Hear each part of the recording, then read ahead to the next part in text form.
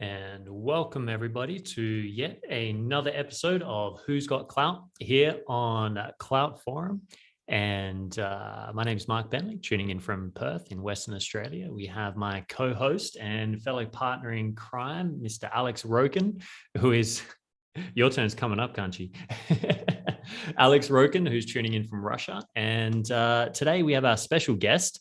Everyone knows him as Kanshi. And Kanshi, is that your real face? Yeah, this one tends to be the one I go about, my usual daily life. But yeah, you might see me like this more appropriate, I guess. That's the one we're used to. Welcome, Kanshi. Welcome. It's really good. Thank you for having me. Thank you for having me, and thank you for everybody for joining us live. Absolutely. So a big shout out. We have Emina Beck, D Jesus, and Nirvana HTX all tuning in live in the Zoom room here. And which, if you're watching this live streaming either on BitClout, Diamond app, one of those apps on Deso somewhere, or on YouTube or Twitch where we're live streaming this, if you want to join us, you can come into the live Zoom room and join in the conversation, ask questions, etc. Just pop in cloutforum.org into your browser and you'll find the links there. And one of them will be to join us live. And you're welcome to come in and ask questions to this young man here, and let's drill him and see what we can get out of him. Definitely. Troll me. Go ahead. Yeah, I saw your post there. Let's troll this man. So Kanshi, before we begin, I just want to read out the little write-up that we've got here from Alex has popped up on Clout Forum. So I met you, Kanshi, first in Nacho Average a long time ago. It feels like years and years ago. And so it's actually really good to have this conversation to get to know beyond, the story of where we are now and, where you came from and all the rest. Indeed. So part of your little write-up we've got here is Kanshi is a Deso enthusiast who has helped a large number of projects and people on Deso. His devotion to this platform is incredible and goes far beyond our imagination. People call Kanshi a scientist, technology entrepreneur, software architect, or simply a developer. He is passionate about engineering, innovation, and cognitive processes. His studio, Wire Experiment, is about materializing business opportunities arising from software-based innovation. Your scientific ambitions are focused on antipatterns and their role in increasing the productivity of people. My friend, that's a lot. No, that's a lot. That's a lot to digest right there. That's a lot to digest, exactly. Let's try to dissect this. Maybe it's going to be a little bit more approachable. Absolutely. Well, first of all, Kanshi, before we jump in and before we dive into the nitty gritty and all the juicy stuff, you're in Poland, right? Is that right? Yeah, I'm in Poland. So it's central western part of the country. I'm midway, essentially, like if you look at the big capitals of Europe, I'm midway between Berlin and Warsaw, which is, I think, a good place. Tucked away nicely. Awesome, man. Hey, look, one of the things I like to ask people before we get on, and to be honest, Kanshi, I don't know your backstory either.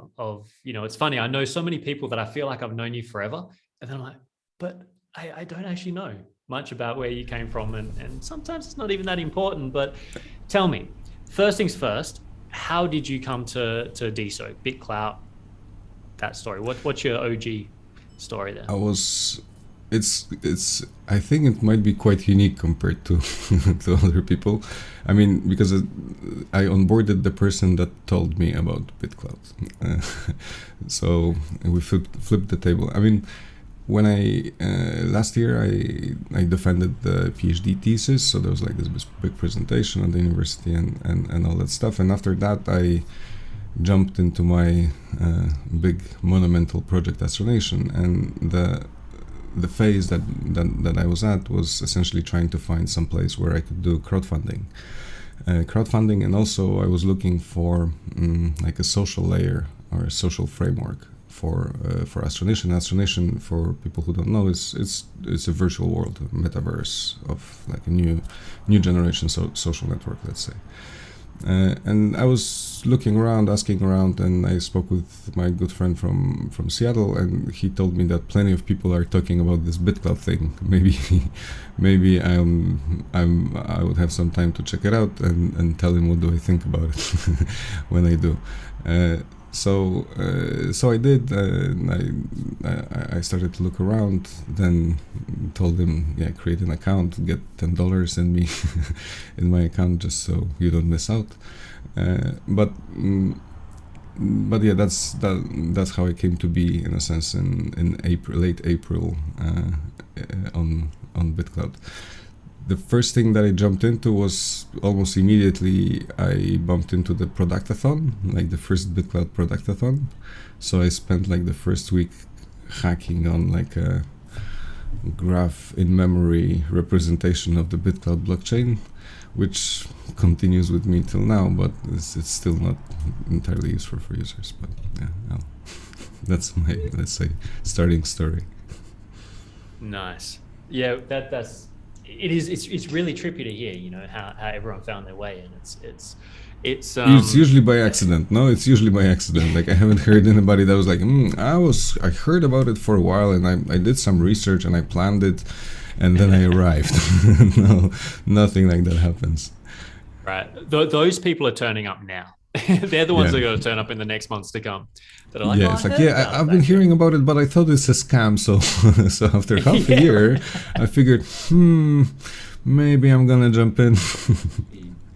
Absolutely. No, I was kind of similar but different. My friend Dan Regan, who put me onto this, he does a similar thing. Whenever he sees these things, he flicks it to me and goes, "Hey, can you check this out and have a look?" And it's like, jumped on, and now I haven't left the place. So, all right, fantastic. So, when you first came on, did you see it? Did you recognize what was happening here, the potential of this, or did it take a bit of time to warm up? No, it was obvious to me from the moment I arrived. I mean, immediately. I mean, I have some experience with social networks. I was an architect of the largest Spanish social network that was built like in this first wave. So we were building like in parallel when Facebook was being built in US. We were building 20 in Spain. In Poland there was Nasza Klasa being built, also with some people that I know. So I mean, that's when I started being, you know, involved in, let's say, the social networks space, and you know, I have plenty of friends that work in Facebook, for example, or you know, like in other places who still, you know, practice it. My take on this is that I jumped more into the tools side and started building startups that were also Facebook marketing partners. We did, let's say, large-scale video rendering or some marketing automation tools for social networks. So I was, let's say, working within the industry for a decade, I would say.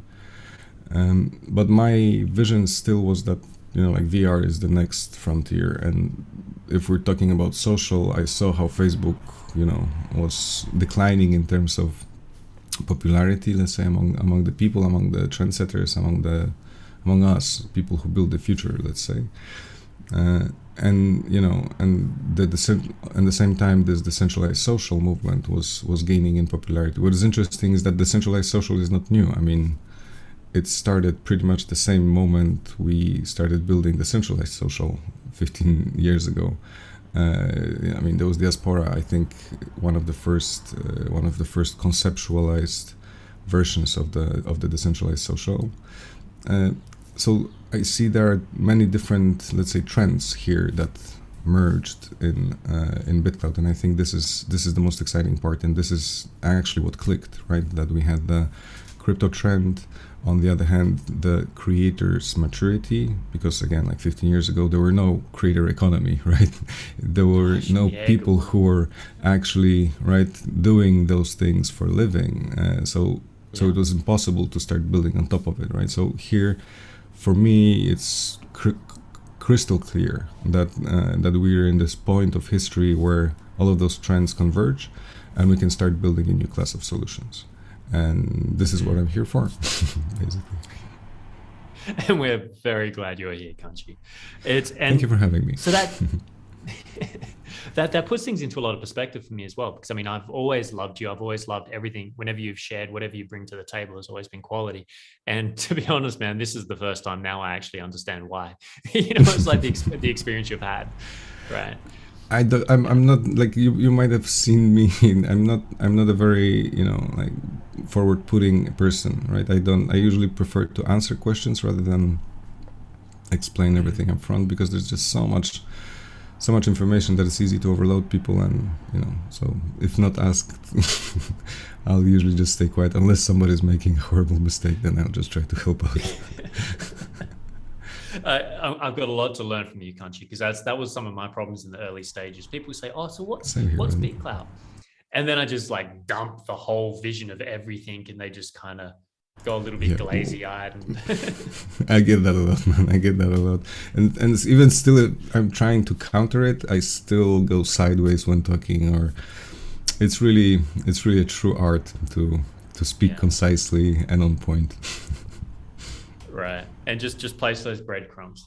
So while we're on this note, while we've got Facebook up in the field, obviously this is something that's copping a lot of attention recently, with Facebook being taken through a lot of scrutiny and different things. And I was actually just talking to my brother earlier, where looking at Facebook talking about, is it correct that they're looking at rebranding and essentially moving into the metaverse? Yeah. So I mean, they're very smart people, so they definitely see what's happening and how the engagement is, contextualized. That's what I would say. So many people think that it's just an upward trend or downward trend. The way that I see this, it's a contextualization and the fact how these echo chambers interact with each other, right? And then we have people getting upset because those echo chambers were not interacting with each other effectively. They were rather, colliding and destructive. So people obviously, like, the mass perception of what is happening there turned from, oh, it's cool, we can meet friends, turned into, oh, everybody's fighting with each other, right? So that's not necessarily what we want to do. And on top of that, people are, trying to manipulate the opinions of others and leverage it somehow. And it's hard to counter it because there's no leveled playing field. I think it basically outgrew it in a sense that centralized systems, they cannot be applied to so many contexts simultaneously, right? So it's hard to make a global centralized systems. And we know that in IT or in technology for quite a while, right? We have multiple different ways to reach consensus about what is the truth between those systems that are in different times. What people don't even realize, imagine this, like one server running on the other part of the globe than the other one, even time flows differently for that server, so there's a lot of agreement that has to be made about what the reality and what is the truth. And I think all of that research that was happening over the past 20 years or 50 years even about the distribution of computing, essentially, it started resulting with the algorithms that allowed us to build cryptocurrencies or consensus algorithms, essentially, like that we see that, okay, so this is how we could agree on stuff as humans, right, globally on that type of a scale, right, where a centralized system, and here we went a little bit further away from Facebook itself, but the centralized system, it's hard for it to to maintain this truth because there are so many different issues happening that it's just almost impossible, right? So we needed new type of solutions, right? And the dudes at Facebook, they definitely see this happening, and they also see how the user interface is changing, right? So that we're not, this information space is being born. People start to understand what is it that we're talking now. Where is this room that we're now, right? Where are we talking, right? Are we talking each to ourselves in our separate rooms, or are we actually conceptually in the same room in some information space that we share with the audience, right? And how does that perception work? And this has started to be popularized in the last few years, and again, Facebook obviously wants to be part of the force that is driving it, and has been for a while with their VR interfaces, with the acquisition of Oculus, and now with the rename to something Horizon-like, I would say, or that's what they touted it, because they have like this new vision of social network, like the Horizon. So I think that's gonna be maybe something related to it, but ultimately you can think about them rebranding as something that Google did with Alphabet. Essentially, because of Facebook Corporation being so big, they're starting to face, monopoly complaints and that kind of stuff. So they need to somehow organizationally counter that. And I think that's the big move that provoked this change. Whereas all of the other things are happening at such, because the same way that Alphabet did it, they had to elevate a few leaders to top positions, right? From one org, they had to create separate orgs. So I think we'll see who those leaders are and how they fare, right? But so am I correct in thinking that the way they go forwards will still be creating a centralized, like they want to still own the garden of the metaverse they create? Is that correct? Or are they looking at going decentralized so they can? I think that's an interesting question. So there are a few versions to decentralization, right? So there's the technology-based decentralization. So like you're more, I would say, distributed, right? Then so your technology is decentralized. You're distributed globally, and the decision-making might still be central. And they did try to launch a cryptocurrency too, even at some point. Libra, I think, was the name for it. Libra.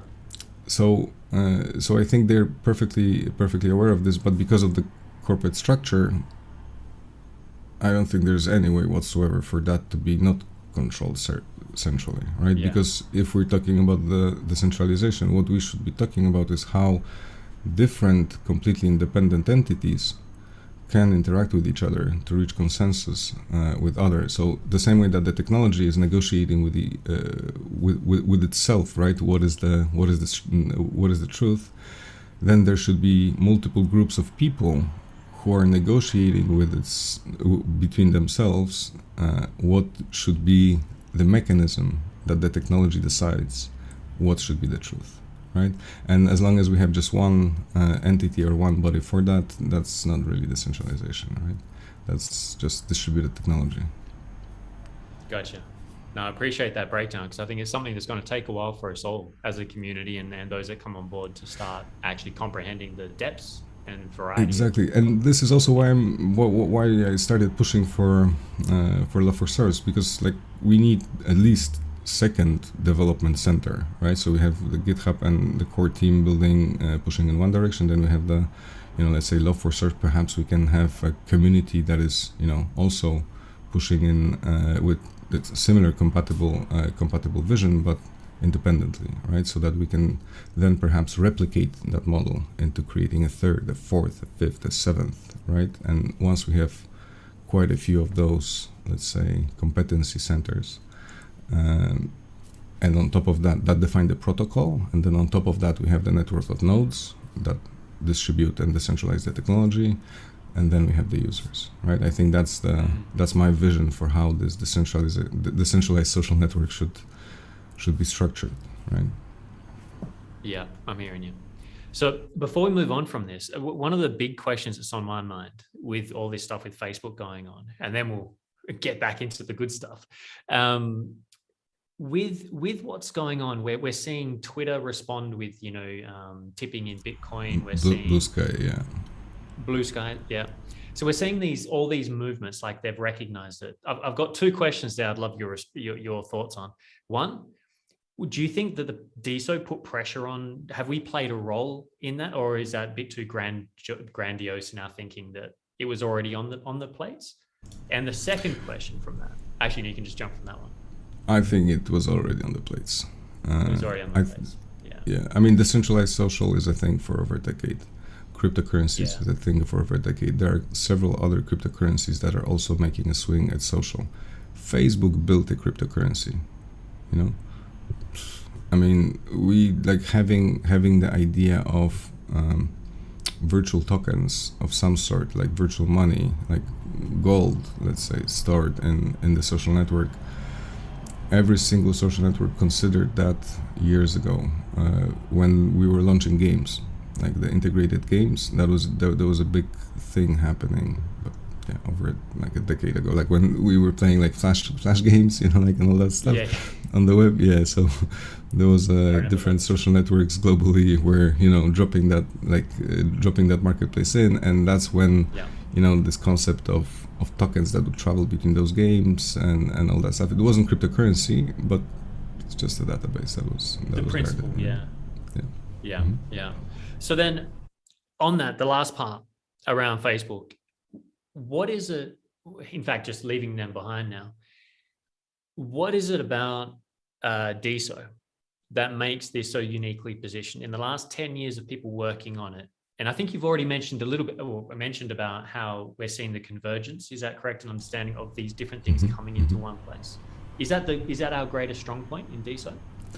I mean, that convergence happens for everybody, right? So it's nothing to be truly beneficial, especially for us. But what I think is unique here is beyond the community that everybody's talking about. So for some strange reason, a lot of very interesting people came together with kind of a similar mindset, a similar vision, this white hot core that the core team says that's not easy to do right now. Why that occurred and how it's related with how it played out early on, I would say. But what I think the strong point is the not yet materialized vision of an open development platform in that sense. So the fact that, at least for me, that's the most attractive part, because if we try to guess the future, we can make some strong assumptions about it, meaning that, okay, so who's going to build the future? It's going to be people who are looking to build the future, like who are thinking about it, like trying to do it, and that kind of community, right? And that kind of community is not really active on Facebook. Why? Because they know that building with Facebook is an impossible thing. I know, because Facebook destroyed 2 of my companies, so really? there's no point in like interacting and creating like grandiose plans if you don't have proper tools to do it. Twitter did the same thing. I mean, TwitPic is a great example early on. I know that this friend of mine that told me about BitClout, he was one of the Twitteratis, right? So he was one of those dudes that were building the first tools for Twitter, and was screwed over by Twitter, essentially, like alongside of those lines later on, because of the internalization and closing up of the API and the interface and that kind of stuff, right? So Twitter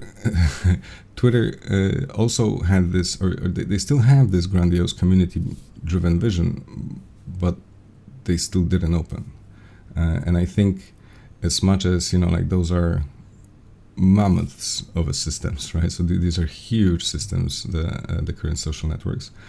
If you compare it to the internet at large and the capacity of that internet to grow, like the distributed apps or the cryptocurrencies, and how that takes off, you can start imagining how quickly that change can happen, right? So how quickly MySpace got replaced by Facebook, right? And those things might, like they're going to come as a surprise usually, but it's a matter of community enablement always. So like if we give the right tools to the right people, it's just going to happen, right? And then everybody else follows. But perhaps, this is wild guessing. Perhaps somebody has better better ideas. I'm sure Elon Musk maybe is going to take us to the moon or to the Mars first. So the decentralized social is not going to be global. It's going to be even more complicated. It's going to be cosmic. Yeah, because I mean, think about it this way: when we start developing like a parallel humanity in a sense, right? Yeah. So they're gonna have their own blockchains. They're gonna have their own blockchains, right? Like, how does that gonna work? Like, how are we gonna agree on the source of truth? what is going to be the yeah, that's interesting. It is, man. And I think this is where you start touching on something very deep that I think a lot of people, again, overlook when they get involved in deso and blockchain and crypto in general, right? Is that one of the biggest issues, if not possibly the biggest issue, at least from my perception on the planet right now, is a lack of trust. And that, to me, is why I've been all in on blockchain from the moment I first understood the concept, because this idea of creating a trustless environment where we have a world of consensus, where you don't have someone in the middle that decides whether there's consensus in that sense. So it's going to be fascinating to watch, huh? That's for sure. It is, and I think it's also very interesting for all of us because we are part of it, right? And we are trying to find those solutions, discussing it, exploring, discovering, being hurt by lack of, or being rugged by making the wrong decisions. So I'm mostly impressed by us as humanity at large, not just us as DeSo community, but us as a humanity at large. How we are all convinced that this is a thing and we need to solve it, right? So you can look at the DeSo community or the technical part of it, at least, because these people seem to be mostly focused on it, right? The builders, but yeah, like wherever I look on the internet, it's like I see this being the issue of this decade, I would say. Absolutely, and I think we're seeing proof of concept with just watching how DeSo, like what has organically grown from this. I think a lot of people underestimate the human spirit. I have my own business, Live Your Genius. As you know, a lot of my work is all about helping people reconnect to that inspiration to create, right? And that's why I went all in on DeSo and did the madness. In the beginning was because that's what I saw was all these people coming together. I remember sitting with you and so many others in Nitro Average Call. We've got Nirvana here with us now as well. And massive thank you, Nirvana, for all the love you put into holding that space. Because, right, we sat there with the most incredible mix of characters, like from complete different parts of the world that wouldn't normally join. But because we had this collected vision, we all felt something, saw something when we came on board. I've never seen something evolve so quickly. I think, yeah, exactly. But I think also this is the crossroads at which DeSo is right now, right? And I see this happening on many occasions, that we have a community, very community driven. I hope it sounds right. So like people are very much idealistic about what is it that we want in terms of this decentralized future, decentralized social network, decentralized, lack of not only how do you call it, the censorship, but also lack of promoting people that are not, that shouldn't be promoted or whatever, right? So there are many angles to this that we are all identifying, and that we're all seeing, and there does seem to be like this shared vision that excites everybody. Now, I think DeSo is at the crossroads because I see that many times we do get disappointed in terms of what is happening compared to that vision, right? On the other hand, we all are trying to be pragmatic about it, but then it's a very in times of change, in times of revolution, there's there's always a thin line that we all need to that we all need to walk, right? So it's not we can do whatever we want and it's going to be fine, right? There are so many people who are trying the same thing in parallel that I think we need to keep being excellent. We need to keep delivering the right solutions at the right time to the right people, and we need to work together. And in that sense, I think there is a crossroads, because I think I would love to have the core team in the community, right? So, for example, we have now those initiatives where we are trying to select some sort of a sample from the community that could act as some sort of like a voice for the core team, right? I would prefer if it was done the other way around, in the sense that actually the core team will get closer to the community, become the part of the community. There is no reason to be, hiding on the top of the mountain, I think. think, you know. I mean, of course, if somebody wants to stay anonymous, they can. There is no reason to be that. But this separation, I think, is one of the issues that I see right now, and why I would say that there is crossroads, right? Because if we maintain it, a central team that is controlling everything, and it's not going to be a distributed system. Again, we will not be able to put in place those several independent balancing out development centers or competency centers, because it's not about development only, right? It's about community building, and we see that, like, the team of core developers, we want them to have more people, not just developers, right? So absolutely, yeah, I think they even said themselves, Kanshi, in one of the recent posts about their lack of community management wasn't their forte, you know, and that was. It was something that I think we all agree. Yeah, I think we all agree on those points, and this is nothing new too, you know. Yeah. But here we are, you know, like, it's still, and we as a community, we're still waiting to get activated, so to speak, you know, or to be involved. And I think the main problem is the distance here. But what do I know? So. Well, dude, I love your disclaimer there. But I know nothing. I do. What's man, I tell you, Kanshi, my life became so much easier the day that I just gave up needing to know anything for sure. Yeah, exactly. So, what's your thoughts? I'm just being aware of time, because I got to hand you to Alex to ask some questions. He always has some juicy ones for you, and I as with so many people that come on here, Kanshi, I actually think. By the way, guys, remember to drop questions in the chat if you want to troll me by something. Absolutely. And while Alex is going to make sure I check a few others, but one of the things, just before we close off that topic, though, what's your feeling in the sense of, you know, because keeping in context, we're 7 months old now, approximately, about that, give or take. Now, being 7 months old, from your experience of seeing this kind of project, this kind of thing rolling out, and the fact that we're kind of building the ship as we're setting sail. So, you know, the rudder wasn't even built before we got on the water and started throwing a party, breaking the champagne. So that's normal. Yeah. So with that all in context, do you think we're ready? Like, when it comes to getting the community, because it's a bit of a tricky dance, isn't it? Between, you need the development, you need the tools, but at the same time, the developers and the tools need people to use them to kind of evolve them. Would that be fair to say? Yes and no, you know. So first of all, we don't need to. Again, this problem might be coming from the fact that we're, you know, trying to elevate the community members into the maximum possible conceptual place, right? That shouldn't be the case, right? So we might flip the table, and we might have, you know, just, you know, small things being done by the community, and that's what is happening right now.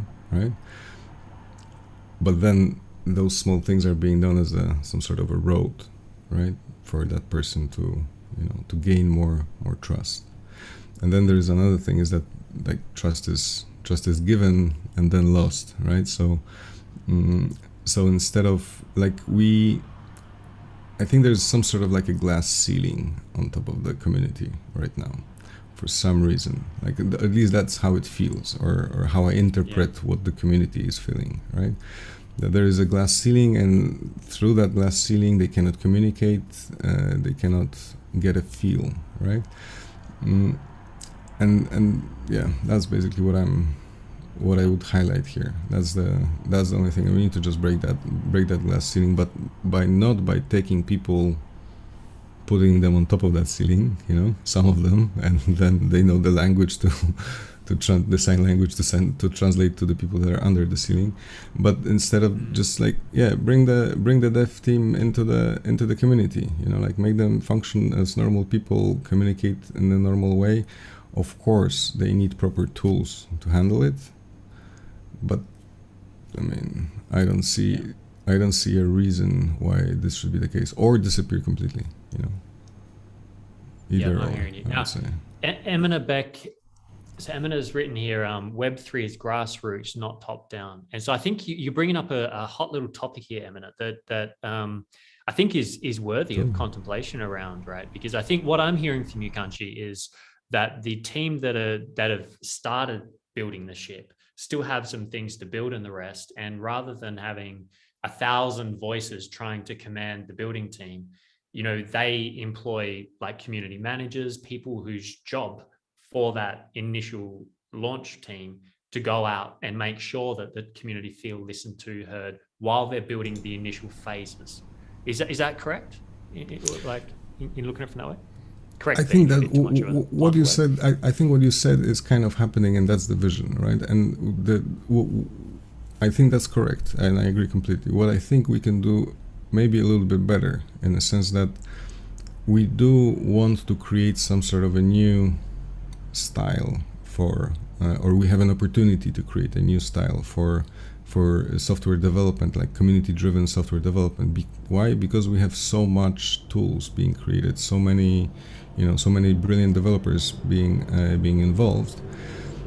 Why not leverage that, right? And we cannot leverage that because there is this hierarchical structure that we're dealing with, and that is, stopping the proper adoption, let's say, of this and spread.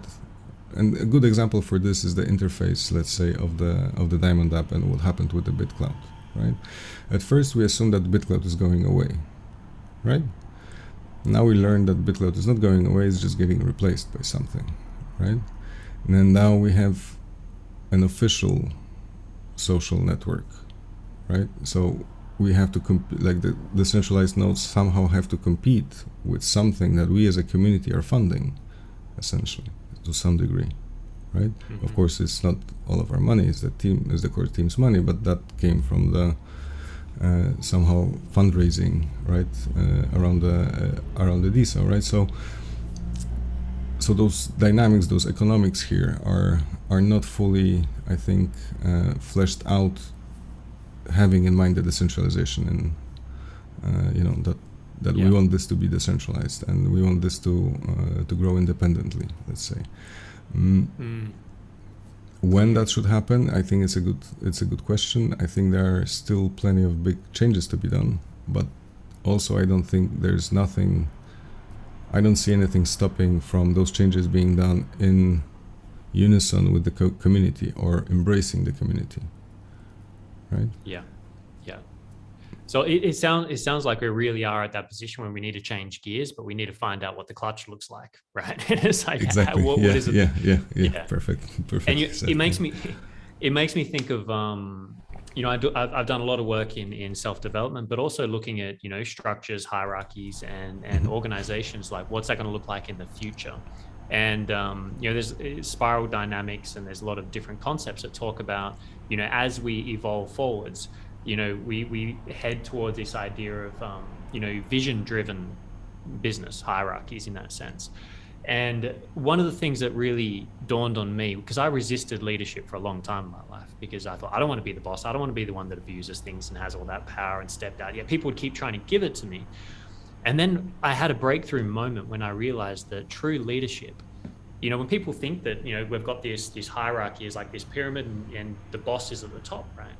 Whereas true leadership, a real leader, is kind of at the bottom, listening to everyone else, listening to the community, and trying to discern between that group and that group and that, and everyone's noise, and listen through the noise to hear what are they actually asking for, what are they actually needing, as opposed to the noise, right? And in that situation, the hierarchy is not a bad thing, but the leader is in the right place, right? In service, as opposed to everyone in service to the leader. So I think there's a big recalibration as well in how we perceive a lot of these things. So that's going to be interesting. I think there's also, like different styles of leadership, right? So we have leaders who are, let's say, like go leaders, right? So they can grab the crowd for a month and let's say do something with it. Then we have the process leaders, people who are trying to put order in everything such that it's semi-automatic, or that everybody knows what they're doing. Then we have the guidelines leaders, who are trying to define just the policies and that kind of stuff. And I think the type that you were talking about is the inspiration leaders, right? So those are the people who are gonna just drop this inception class or inception type seeds into the community, such that maybe somebody takes that seed and runs with it. Because I'm sure we will both agree that none of those leaders knows which seed is the correct one, right? So Yeah. it's just. And I think that's half the problem, right? Is when we think that we do. Is when we think we know which seed is the right one. Yeah. Beautiful. Well, Kanshi, look, I'm gonna have to surrender my speaking tool, my speaking stuff, the microphone over to Alex. But I would love to drill into more and more conversation with my friend as the time goes on. But in the meantime, I'm going to hand you over. Alex, you ready for some questions? Of course I do. Excellent. Now, just before you begin, Alex, again, anyone watching the live stream, if you're here in the Zoom, big shout out to Sal, who's joined us here as well. Pop any questions or comments for Kanshi in the chat. I'm also going to have a quick look around at the YouTube for any comments around the place. I'll gather them up. All right, Alex, all yours. Thank you. Kanshi, first of all, I would like to say thank you so much for joining us. It's a real pleasure to have you. Thank you for having me. My pleasure. And every time when I talk to you, I find something interesting and exciting in our talk, because you've got so big brain and intelligence in yourself. And you've mentioned a little bit about the leadership on DESO, and I want to touch upon the topic about your leadership. Of course, it seems you've invested a lot of energy and time into your personal development, and I can see a real leader in you as a result of it. Can you give a piece of advice for others? What should you cultivate in yourself as a leader? Oh man, I would say understanding. Like so my big thing that I'm trying to always go about, and I think I'm getting to a lot of people by this, is that I really try to understand what that person is about, and like what are they trying to communicate, because it's usually not the same thing that you hear and what that person wants you to hear, right? So I've been most of my life trying to develop this skill of actually understanding what that person is trying to say, and then I somehow managed to be a useful dude that I usually can also help once I understand that that problem. And what Mark said before about listening to those different groups, I think with that understanding of what people are talking about comes the ability to propose common ground solutions, to propose things that work for everybody, basically turning problems into a win situation. I think that's what leaders should be doing, basically. Awesome answer, as always. So let's close. I want to close the topic of DESO for our conversation, from me at least, and I'll ask the last question, which is a little bit provocative, and I'm sure you are as a diplomat can find the right answer to it. Do you feel the increasing separation between different parts of the community, devs, NFT artists, hype makers, etc.? I think each of that community is starting to crystallize. I wouldn't call it separation. I would say is that each of that community is growing in identity. So it might be perceived that way, but essentially alongside with that identity comes the opportunity for more collaboration. So just to give you an example, once the developers, let's say they start working as a community more effectively, there is going to be more benefits coming from that to artists. Once the artists become more efficient in doing the artsy stuff, there's going to be more benefits from that for developers, because there's going to be more need and more assets to work with. The same applies to traders and all of those. So I'm actually rooting for every single community to grow with a healthy identity. So like healthy as in collaborative and supportive, but totally we need those communities to crystallize, definitely. Man, you got another wise answer. It's cool, man. When you posted reposted the post about our event, you said that we are going to troll you. So Go ahead, please do. we didn't plan to do this, but as you asked, I need to I'm follow losing. you I'm for losing this. to. I'm losing all the popularity contests to Brutal because he's a better troll. Come on. Okay, I see. So yeah, let's close the serious talk and go to the fun part. What do you enjoy the most in the life? Food, sex, process of building friendship?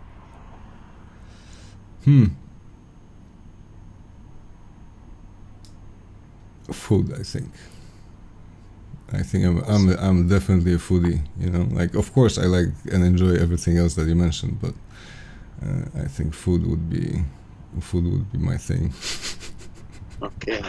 Speaking about the food, what street food would you eat instead of your lunch? Sushi. Also, what was the most disgusting dish you've ever tasted?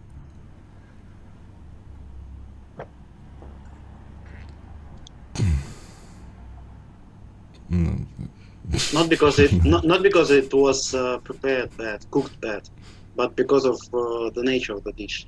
Can you remember, please one? I don't really. I'm very picky about the food, so I'm like if I eat it, it's usually because I really wanted to eat it. So I see. I don't Okay. know, really, I don't Okay. know. But I I did know eat weird stuff. I did eat squids and like seafood, like all stuff. But I wouldn't say it's disgusting in any way. I mean, Kanshi, I delicious. love that. Maybe Of insects, all the questions. I was just going to say, Alex, of all the questions that we can throw at Kanshi, of all the answers that you come out with these expansive explanations of everything, you get Yes, stumped on this one. Yeah, the easy one you would say, no? Yeah, I don't know. Honestly, Maybe I don't, insects. like, I haven't tried, but I wouldn't say that they're, like disgusting. Like, Okay, this is the space for your exploration yet. I need to. Yeah, I guess I need to try harder here. You're right. You found my weakness, my Achilles heel.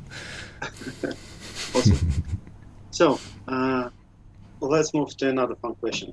You are a married man, but would you accept an invitation to Playboy Mansion party?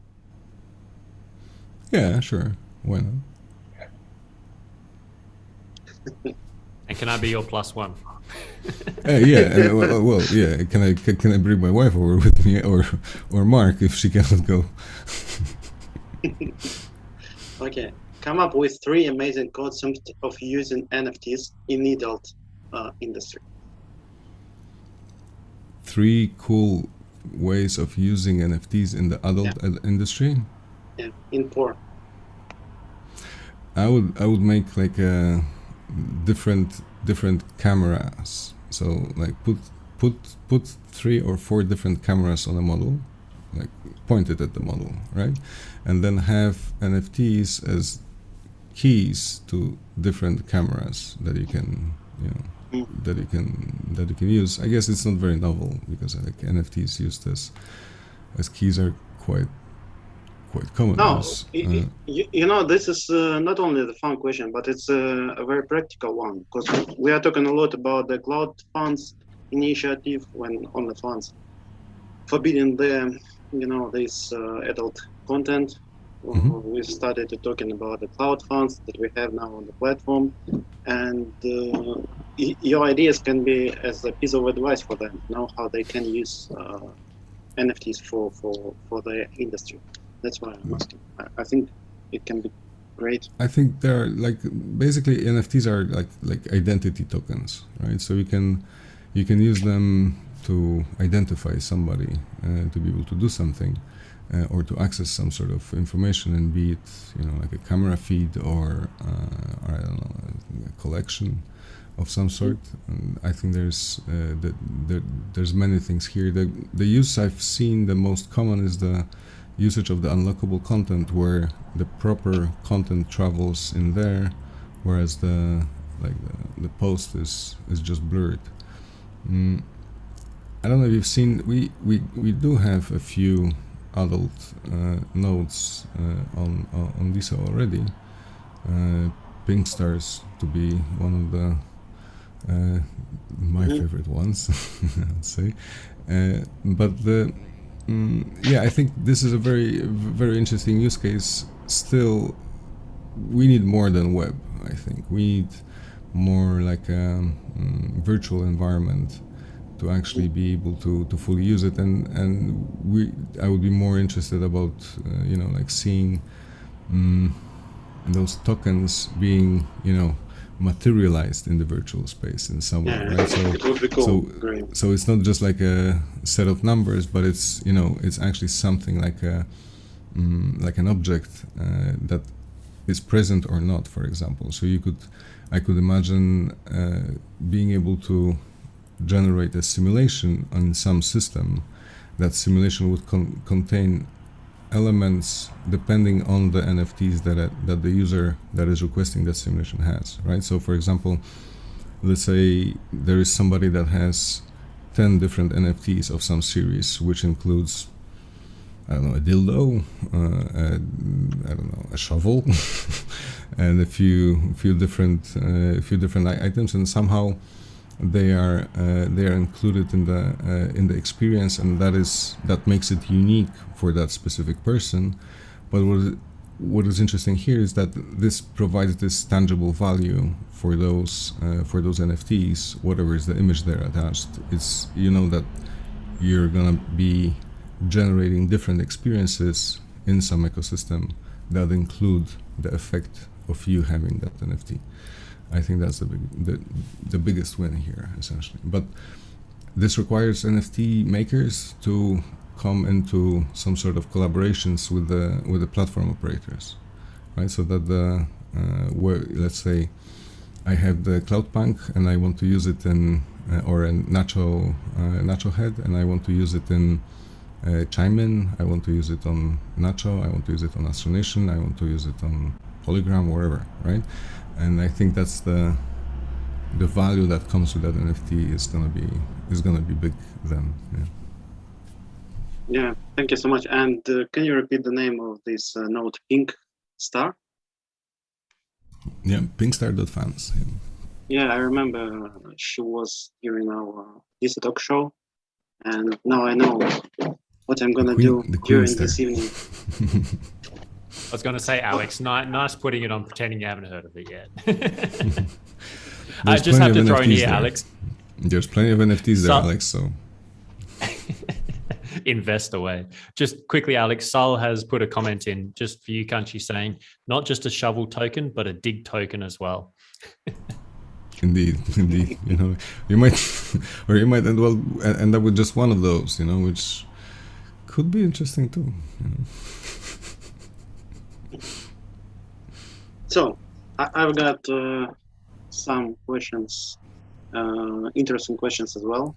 So, what's your favorite holiday and how do you usually spend it? My favorite holiday, I think that would be summer, I guess, summer holiday. Does that work? And I usually no, but I guess you're asking about like Christmas, Easter, Christmas, that kind of stuff. Yeah. Yeah, I have I really enjoy the Christmas and New Year's time. I also have birthday around that time. So basically like the end of December and beginning of January is a sort of like a party weeks for me usually. So I really enjoy that time, and I just party with friends. I usually travel north to the seacoast and just move around a few different cities, but that would be my awesome, favorite man. holiday, Got you. So speaking about your friends, what the most influential contact is in your phone? If you can answer to this question, if you refuse to answer, it's okay. Absolutely. Influential? I don't know. I mean, the coolest. The coolest? I have a phone number. I have a phone number of a. I'm not gonna tell you. You can not to say the name, just describe the activity or the personal I disposition? mean, I have plenty of great friends. I don't think if they're super influential. That's not how I perceive no the problem. world. So it would be hard for me to say. I mean, listen, I know a lot of technical dudes. So if you think about power in terms of technologists, it's a tricky question. Okay. So I know people who, let's say, their hobby is collecting information. So and the less accessible information is, the more valuable it is by them. Yeah, I think. How powerful are they? I don't know. I don't know, man. No, I mean, it's not all about the position or power. It's more about the coolest. I mean, so it might be a model or something like this. I don't know. Just for fun. I have Nirvana's phone number. Mm-hmm. Yeah, that's cool. Mm-hmm. Mm-hmm. And Nirvana is the oracle. Mm-hmm. So, my last troll question for you is, what was the most expensive water you have ever bought? Oh, water? That must be something on an airport, for sure. The airport water is the water that I've paid most for. Definitely. What was the price? I don't remember, man. Yeah, but like something like €5 or for half a liter or something like that. I would say like that. Right. That might be the most expensive that I bought. Yeah. Something like that. I asked this question because I have some friends who sometimes can bragging. I have tried a bottle of water from the Bicol, and it costs like. Yeah, from like the ice, no, from the iceberg. Yeah. I might have tried some of those, but usually those are included in the bill, so I don't really know what's the cost of them. Yeah. I wouldn't expect to get that type of water in the store, and know the. No, for sure that sometimes price. People just they're not bragging about it, but they do trying to choose the most expensive water in the menu when they're taking it somewhere or ordering it in some restaurant. And I think it's great. That's interesting. Some will also go with alcohol, and would say that's the water they drink, and they're not touching the other one because that's for animals, But it's traditions. My last question for you is, what do you see for DeSo in future? I think it's gonna keep exploding, right? I mean, we're going through a set of small controlled explosions, I would say, that are spreading more and more gas on the fire. So it's slowly working, and we need to keep up the pace, I would say. So I would expect that next year we're gonna get a whole revamp of the blockchain. I don't think it's gonna happen this year.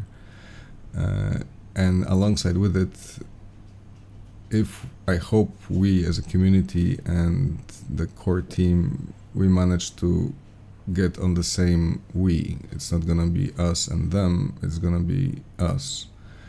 And then we're gonna have a healthy environment that we're gonna keep growing. That's what I hope for. Oh, thank you. Mark? Thank you very much, Alex, for your questions. I was hoping Alex, you're gonna go worse about it. Like when is the last time you run naked on the street or something like that? I'm trying to keep myself. I'm trying to keep myself in a polite frame, No, thank you very much. Yeah, I need to keep the You're in an election at the moment, Kanshi. We have to keep things a little bit responsible. We'll wait till you're in, then we'll bring that stuff out. That is, by the way, like that's funny because like here, when the election is happening, there is no campaigning. Like actually, campaigning stops before the election starts. You know, like and here it seems like the campaigning started the moment that the voting started. Yeah. Almost like that, no? Absolutely. Well, my friend, we've come to our time, and I just want to say that I love you. You're an incredible human being. Like everything you bring to the table, as Alex said, that it's very clear that you do work on your own self-awareness, your own what you bring to the table, and take responsibility for that. And I have utmost respect for that. So, thank you. Thank you. Just want to read a couple of last comments from the YouTube. We've got Sly Disciple. Sly has said, "What up, Kanshi? Thanks for all your help, bro." What up? So, don't know, was that to do with the pink website? pink star login? Probably not. The pink star is the Queen Star and King Star. But no, that might be that's probably something else. Yeah. Nice. Also, big shout out to Nikolai Lebedovsky. The whole summer is a huge 92 days holiday, he says. Exactly. Yeah. And Matreshka's just come in with, of course, always pleasure being here with you guys. Matreshka, you know how much we love you. Thank you for being here. This is Matreshka. Yeah. So again, thank you everyone for joining in. Please do reclout the replay, repost the replay, get it out there, help spread the message. Kanshi is in up there for the vote. You've already got my vote, Kanshi, and I trust you with everything. You're a beautiful man. Thank you. Even with the poor special effects. No? Thank you very much. You're too kind. I'm blushing. No. Underneath that mask. All right, my friend. If you are gonna be elected, you will be the first cartoon who will be elected. That counts for something, right? That counts for something. Has to. Yeah. Well, if we have a look at what's his name? I can't believe I've forgotten his name. We spent 4 years listening to it every single day. Trump, very cartoonish character. So maybe you're onto a trend here. Have you been planning this, Kanshi? Have you been planning it all along? There are some good practices that I'm trying to leverage, like the being tanned. Have you watched the Black Mirror? There was an episode when the cartoon character was elected to the Parliament of Great Britain, House of Commons, as far as I know. Yeah. So you may be the first one in real life. Just look in the mirror. Kanji's bringing it to life, Alex. Yeah, awesome. We gotta live it. Like I'm a big fan of living it, not watching it. So yeah. I love that. So on that note, Kanshi, last words to the people out there. We're about to go to election, this big moment. I don't even know what's going on. What's your words for people out there, the general everyday DeSo users, how they can best support the platform right now in the simplest way?